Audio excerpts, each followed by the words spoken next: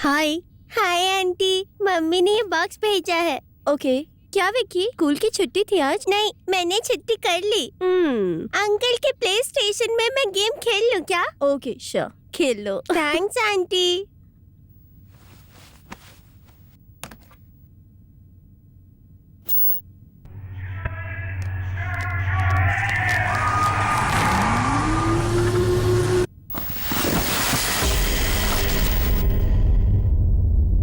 हाय Raju.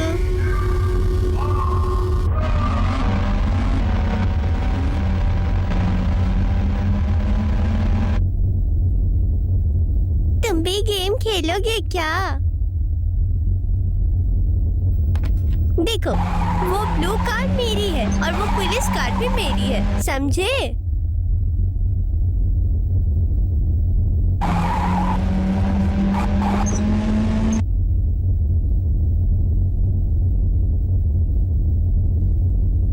Raju, game खेलना नहीं जानते हो? स्लो खेलो, मेरी कार से मत टकराओ, समझे?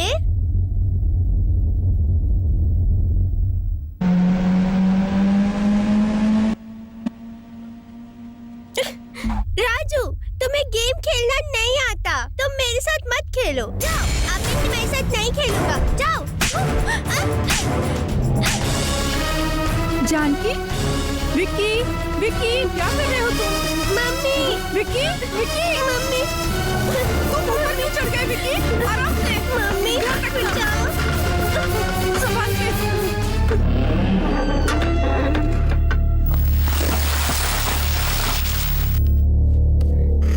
तुम वहाँ ऊपर क्यों चढ़े थे?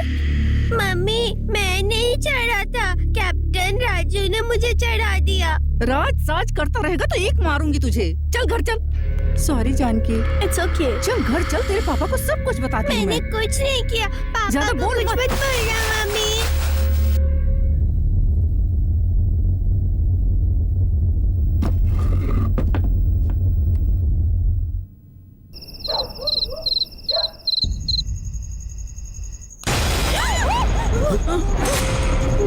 अरे इतना डर के हॉरर फिल्म कौन देखता है? मैं चैनल चेंज कर नहीं दूँ। नहीं नहीं, मैं देखना चाहती हूँ। देखेंगे, अच्छा लग रहा है। मुश्किल है, हॉरर फिल्म से डर लगता है और देखना भी है। जानू, हाँ? अगर तुमको डरने का इतना ही शौक है तो टीवी बंद कर दो और अपनी सासू माँ की शकल लगातार 10 मिनट तक देखती रहो। डर से बुखार भी आ जाएगा। स्टॉप इट चंद्रू, फिल्म देखो ना। अरे इसको कौन देखता है? One of us is being hot.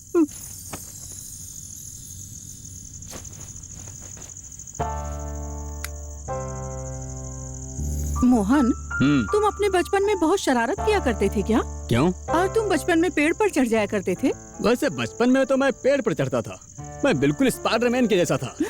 इसीलिए तुम्हारी बंदर वाली हरकतें तुम्हारे बेटे में आ गई हैं। क्यों? क्या किया उसने?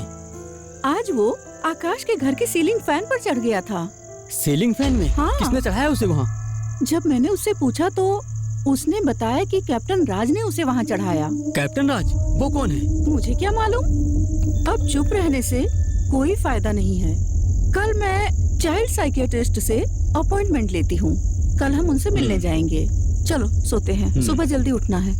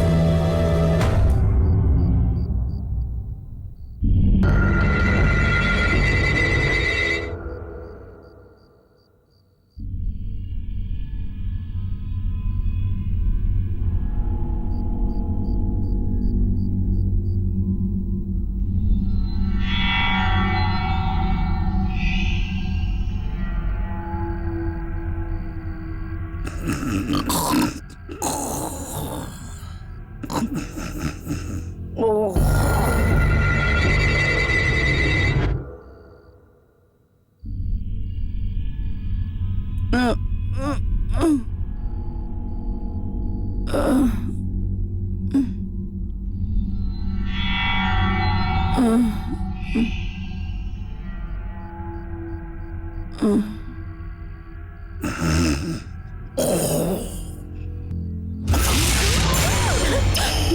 ये स्प्रे डालिए तो दर्द कम होगा। ऐसा माँ, इधर दो, मैं डालता हूँ। लाओ इधर लगाओ, यहाँ पर।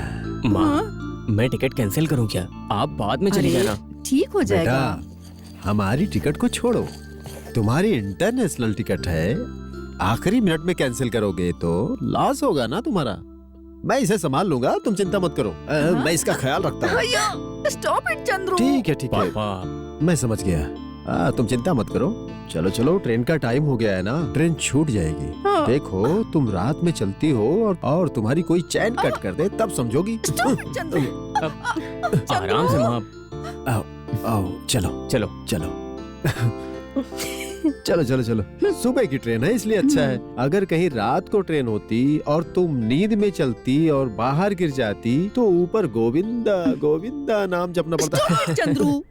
पापा आप चुप रहिए ना। लगता है माँ को बहुत दर्द हो रहा है। स्प्रे करने से बैठो। दर्द कम हो गया है बेटा। जानू तुम वहाँ पहुँचते ही हमें फोन करके बताना कि सेफली पहुँच गई। हमें फोन करना भूलना मत, समझी ना। ठीक है माँ। बाय बेटा। बाय। गोविंद जी साहब। सुनो भाई, तुम मेरी बहू और बेटे का ख्याल रखना। ठीक है साहब। गौरी बहन मैं चलता हूँ। बाय जानू। बाय पापा, happy bye journey. Bye, thank you. यही बेंगलुरु से फॉरेन की ट्रिप में फर्स्ट क्लास की सीटों में बहुत सुविधाएं होती हैं। उसके बारे में क्या सोचा है? एक्चुअली मैं वो फर्स्ट क्लास सर्विस के बारे में नहीं सोच रही हूँ। मैं ये सोच रही हूँ कि फर्स्ट क्लास सीट में आप और मैं। बाप रे, मुझे तो बहुत खुशी होती है सोच के। यहाँ पर? एक बार आप मुझे टच करो। यहाँ पर? अरे हाँ, यहाँ। यहाँ टच कर लिया तो वहाँ मजा नहीं आएगा। ठीक है, जाओ। आओ बेटा, ट्रेन का टाइम हो गया है। हाँ चलो मैं लगेज पैक करती हूँ। वैसे आज कौन सा कलर? स्टॉप इट आकाश।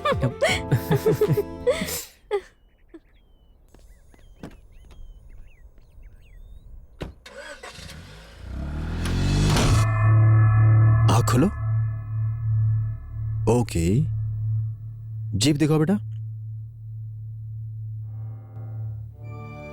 ठीक है। दिन में तुम क्या खाते हो? इडली। तुम रोज इडली खाते हो? हाँ डॉक्टर, हाँ? ये रोज इडली खाता है। कभी कभी मैं इसे केलॉग्स खिला देती हूँ। बेटा जरा इधर आओ।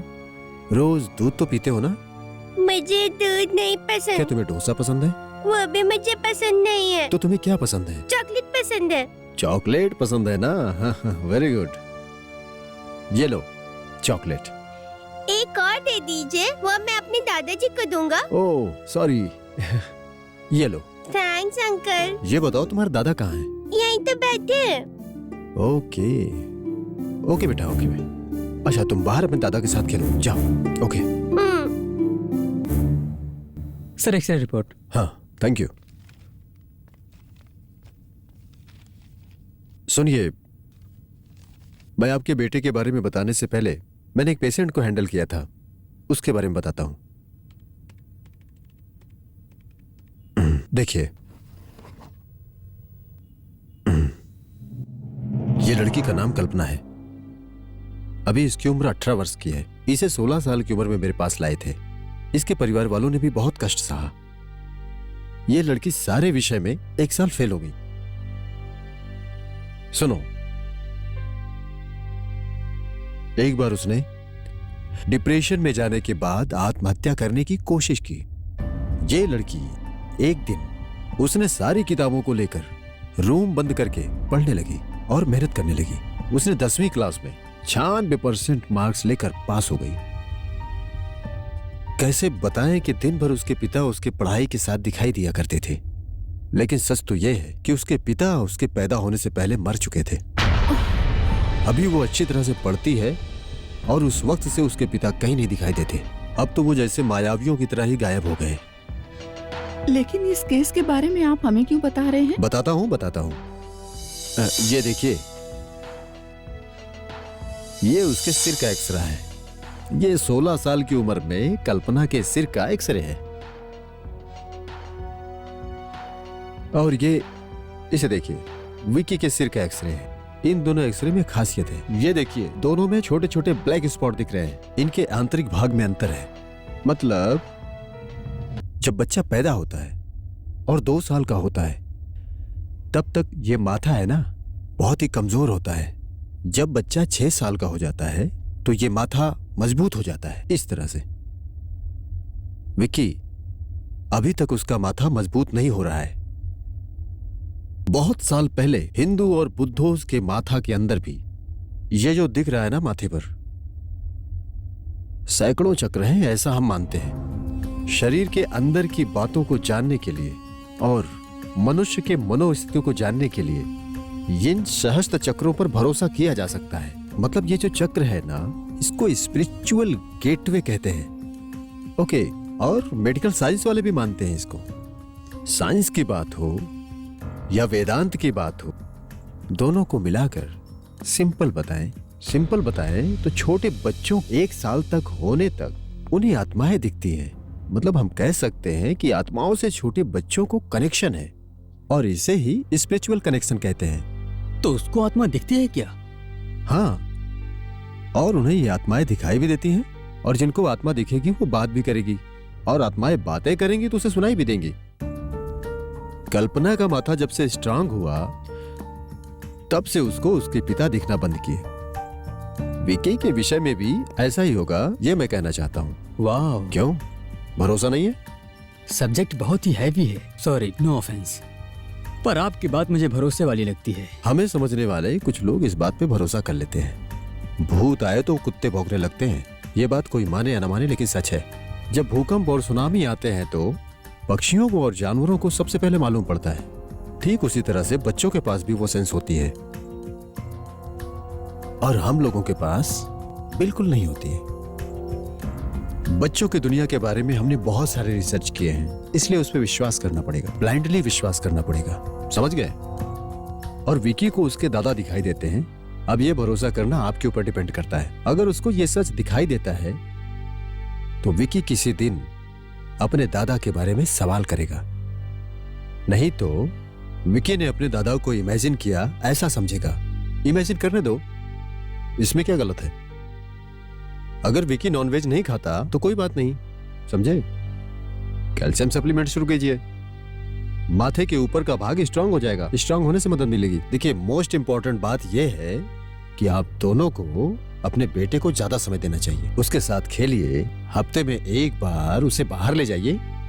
तब आप देखोगे कि विकी पर बड़े अद्भुत बदलाव होने लगेंगे जो आपको महसूस होंगे। दादाजी ये लीजिए, अच्छा है ये। क्या नहीं चाहिए? कोई बात नहीं, मैं खा लेता हूँ। विकी, चलो चलते हैं।